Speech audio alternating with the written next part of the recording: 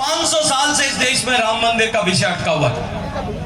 3 लाख लोगों ने उसके लिए शहादत दी, आपके और मेरे सबके पूर्वजों ने दी। भगवान राम का मंदिर बने और उस स्थान पर बने 3 लाख लोगों ने उन 70 युद्धों में 500 साल तक उसकी अपनी कुर्बानी दी। और उसके बाद 70 साल तक हमने न्यायालय में लड़ाई लड़ी, और न्यायालय में लड़ाई से पहले 1990 की कार सेवा में हम लोग उस 1990 की कार सेवा में भी गए थे, 92 की कार सेवा में भी गए थे। 90 की कार सेवा में जब राम भक्तों पर गोली चलाई जा रही थी, तब दिल्ली में किसकी सरकार थी? कांग्रेस पार्टी की सरकार थी। और उत्तर प्रदेश में मुलायम सिंह यादव की सरकार थी। वो दोनों एक होकर के मोदी के खिलाफ खड़े होकर के आपसे वोट मांग रहे हैं। अगर आप कांग्रेस पार्टी को वोट देते हो तो उन राम भक्तों को गोली चलाने वालों का आप समर्थन करते हो। आप कर सकते हो क्या? हम कर सकते हैं क्या? हम करने का सोच भी सकते हैं क्या?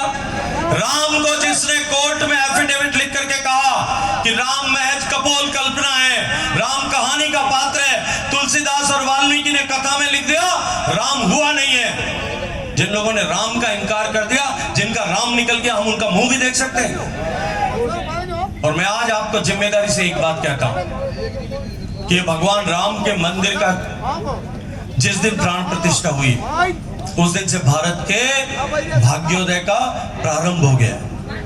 500 साल पहले जब भगवान राम का मंदिर टूटा था, तब से लेकर के भारत का भाग्य जो है वो धीरे धीरे धीरे धीरे कमजोर हो रहा था।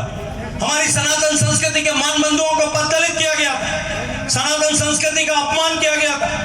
गाय, गंगा, गौरी, गीता, गायत्री, इन सब का अपमान किया गया था। और 500 साल के गुलामी के कालखंड में हम मजबूरी बस देखते जा रहे थे। लेकिन 70 साल बाद में एक ऐसी सरकार आपके 2 वोट से बनी, जिस 2 वोट से बनी हुई सरकार ने भगवान राम के मंदिर की प्राण प्रतिष्ठा की, और उस दिन से भारत के भाग्य का सूर्योदय होना प्रारंभ हो गया है। सारी दुनिया आज भारत की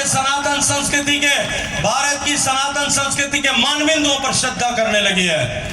देश की गौ माता की पूछ पूरी दुनिया में बढ़ गई, देश की संस्कृत की पूछ बढ़ी, देश के आयुर्वेद की पूछ बढ़ी, देश की गंगा नदी की पूछ बढ़ी, और उसके साथ साथ में इस भारत की अपने मारवाड़ के बाजरे की पूछ भी आज पूरी दुनिया में बढ़ने लगी।